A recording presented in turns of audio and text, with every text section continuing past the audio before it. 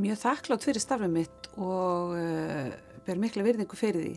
Þetta mjög heillandi starf og gefandi, svona ákveðin hjálparlist sem hefur þroskað mig á mjög jákvæðan hátt. Ég mæli eindregið með að starfa sem hjúkrunarfræðingur ef maður finnur köllun sína í átt að því að fara í námið. Þetta mjög gefandi og skemmtilegt starf og mannbætandi á allan hátt.